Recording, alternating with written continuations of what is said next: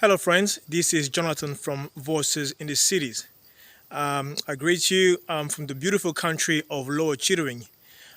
Friends, I'd like to invite you this year to follow me on a new challenge that I've taken on, where I'll be reading every chapter of the book, The Great Controversy, and sharing a summary of it once per week. Now, The Great Controversy is a book written by Ellen G. White, who is a prophet of God. The book was written in 1858, just about 12 years after 1844, as many Christians would know it as the Great Disappointment year.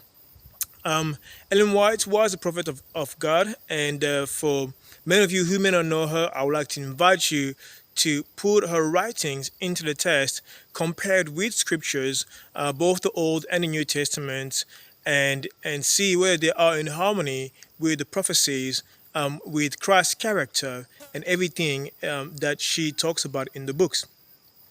Well, as I mentioned, this is not just for you to follow up with the recordings that I'll be putting up, but also for you to read. I'd like to invite you to read one chapter a week, starting from this first Sunday of the month of February. I will upload the first video on Sunday. And I'd like to invite you to read one chapter a week, in that way you can keep up with me with every chapter every week.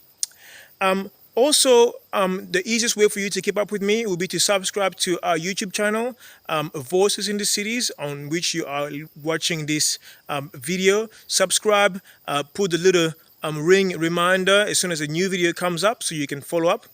Also share it with your friends, family members, workmates, classmates, every single person you come across with, because indeed this book is the history of Christianity, from the destruction of Jerusalem up until the second coming of Jesus Christ.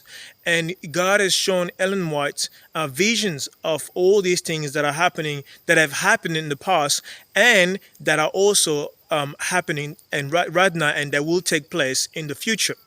As I mentioned, so it is important for every single person, for those who know Christianity, for those who don't know Christianity, to get a fair share, a fair understanding of every single part of the history. And the theme, the big theme of this challenge, of this reading, is where is Jesus? Where is Jesus since the resurrection? Where has he been in each part of the history of Christianity? And that's what we're going to focus on in every single part of the chapters of this book.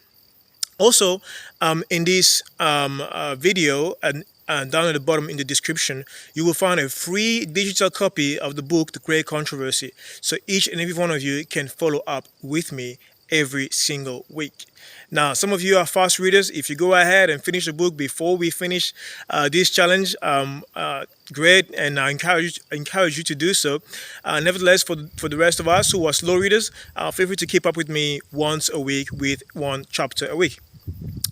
Also, I'd like to ask you to please pray for me as we go to this challenge. The devil doesn't want us to, read this book. In fact, I will share a video at the end of this one, which talks about actually how this book came about and how the devil himself does not want people to actually read this book. So pray for me, pray for every single person out there who'll be reading, who'll be following me and the rest of the Voices in the Cities crew in this challenge. And also, enjoy every single part of it. Do not skip, go into it, read it, take your time, and let God speak to you through it. Thank you, guys. Glad to have spoken to you again this year in 2023. All the best for this year. As I mentioned, continue to join us on this great challenge of the Great Controversy, and feel free to get the free copy in the description below, and enjoy the wonderful blessings that you will find in this book. God bless you. See ya.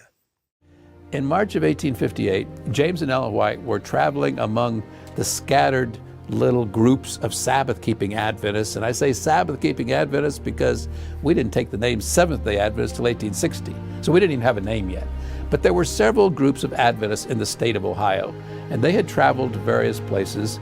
And on the weekend of March 13, 14, 1858, they had come to a little place called Lovett's Grove, Ohio. there was a schoolhouse. We had no church building there, so they were holding the meetings that weekend in the church house, or in the schoolhouse, excuse me.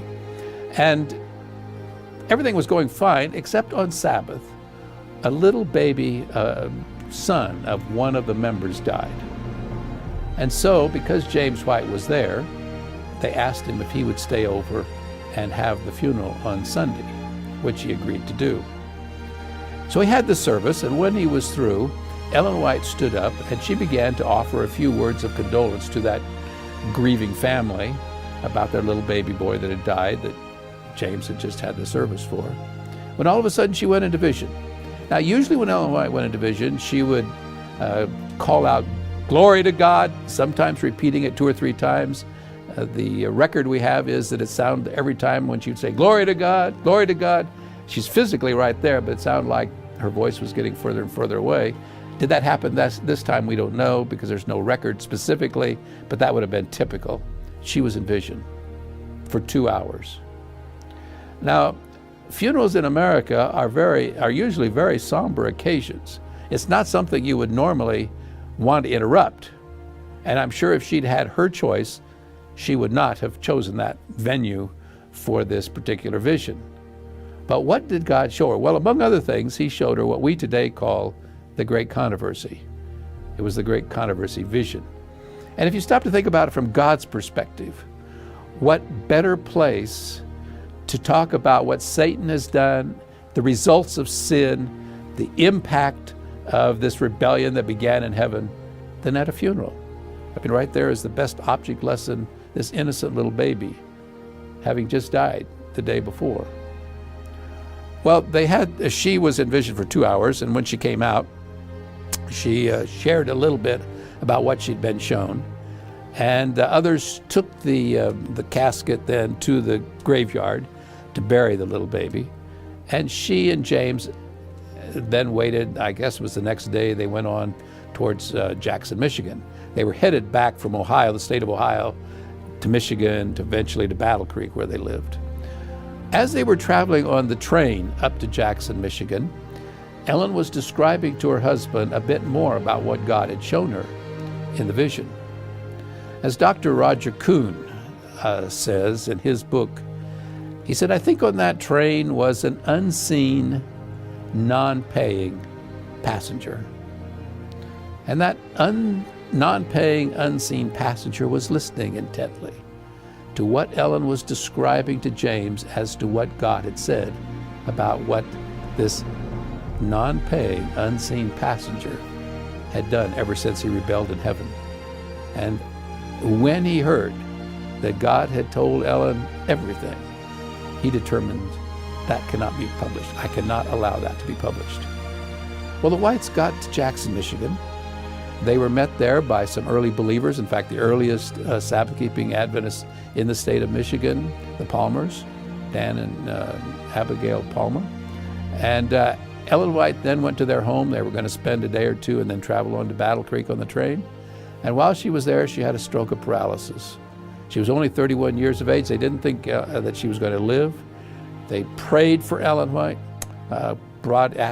sent the word around, brought in several other Sabbath keepers to pray for Ellen White. She finally got enough strength so that she could get on the train. James could help her and they could make it back to Battle Creek. But she herself later wrote that she didn't think she'd ever see her boys again.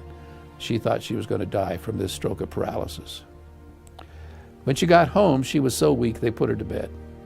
She tells us that eventually she got to where she could write 1 page, and then she was too exhausted and she could not write anymore. Eventually she could write a page a day. She had to wait she said she waited 3 days before she could write the 2nd page. Then she got to where she could write a page a day and then several pages a day.